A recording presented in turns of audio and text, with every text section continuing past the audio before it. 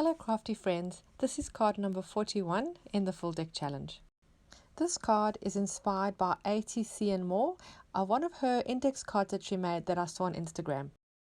I will put her link in the description below. We're going to make a mosaic, but first we're going to actually make the background that we're going to cut up to make the mosaic.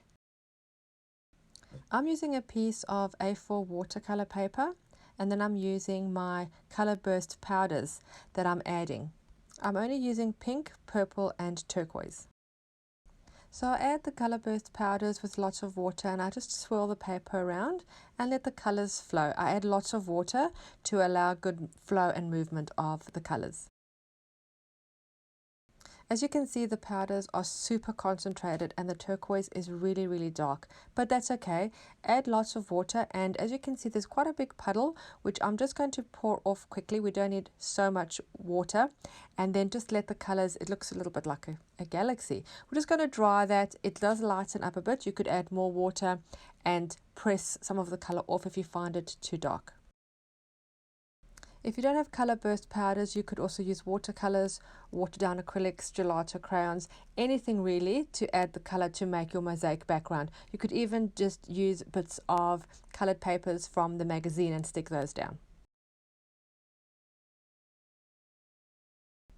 Once I'm happy with the color, I'm going to add some stenciling. I'm using mixed media paste, which is a combination of modeling paste and gesso. This is available from Little Birdie Crafts, as is the stencil that I have from them. It's brand new. I haven't used it yet. I'm excited to use this one. I'll have a link to their items below in the description with a discount code if you purchase. And I'm just going to put the modeling paste through the stencil just in a few areas, not the whole area, just a little bit here and there, and I'm using a palette knife to spread that.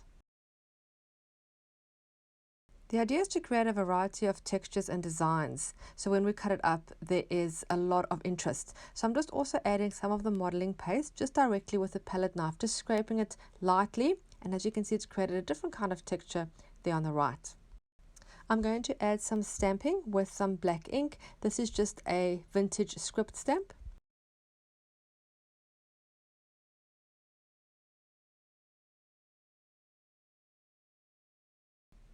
And then also I have a butterfly stamp, I'm putting that in, and then also a leaf stamp. Whatever you have, it doesn't really matter. You don't have to have butterflies and leaves, whatever stamps you like, and also with whatever color ink you like. I just like the black because it contrasts well.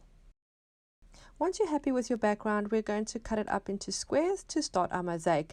I've roughly measured the playing card. I'm not going to have exact squares because of the size and shape, and I don't want to have little teeny tiny mosaics. So I'm just cutting them 2 centimeters by 2 centimeters, and like I said, they won't be even, but the final look is going to be good. So just use your cutter, your guillotine, or scissors, anything, and cut into little squares, roughly 2 centimeters by 2 centimeters. You can do them smaller or bigger depending on the look you want.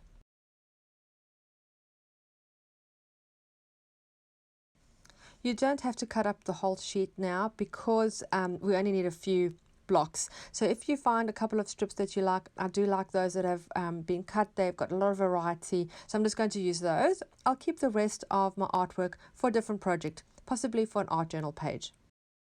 It's not too late to join my full deck challenge. We're altering a full deck of playing cards using different techniques. I will put a link below to the full playlist of the cards that have been created so far. And if you're on Facebook, please join my group there. Just search Full Deck Challenge Group. It is a lovely group of like-minded individuals that are doing the Full Deck Challenge, and you can get inspiration and also share your work. And also subscribe to my channel. I have lots of videos and tutorials coming your way. Hit the little notification bell so you don't miss out on a video. It'll notify you every time I upload new content. Our little squares are ready, and don't they look fun? I love the variety and all the different textures that it has. So I'm just going to now place them onto the face of my card, alternating the colors. There is like a difference between each square, but just play around with this. This part was super fun. I love seeing all the different designs in the little tiny square.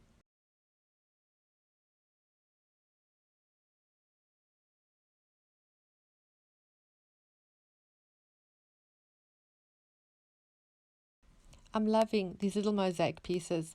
I'm going to use the leftover ones to create an art journal page. There's actually quite a lot you can do with these little mosaic pieces. Once you've decided on your design and where all the little squares are going to go, you can stick them down. I'm using Mod Podge to stick mine down, and I'm starting with the center pieces, so it is centered. You could also just start at the top, whichever way you like. You could also use a glue stick or gel medium or craft glue, anything you have handy. And just continue to stick them all down. As I had said earlier, they don't fit perfectly, so they will hang over the edge, but that's okay. Once everything is dry, we can trim that off.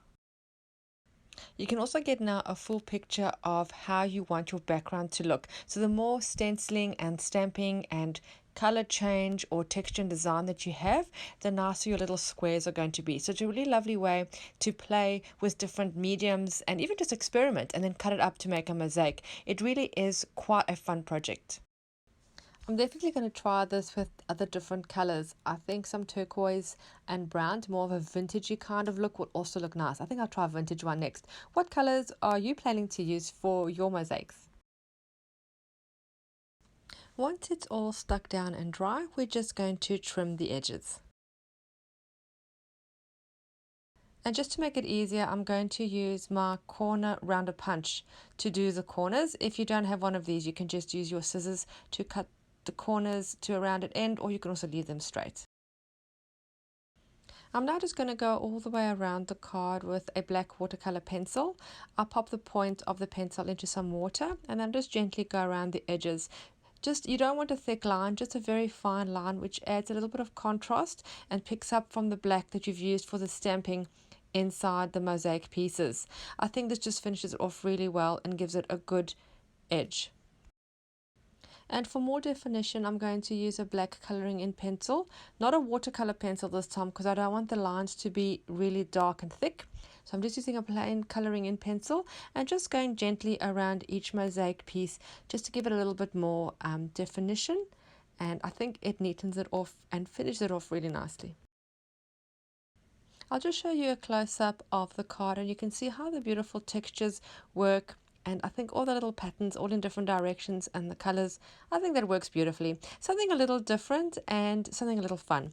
I really hope you enjoyed this video and were inspired to create your own and try your own mosaic, whether it's for an altered card or for an art journal page. Don't forget to subscribe. I'll see you again soon. Bye.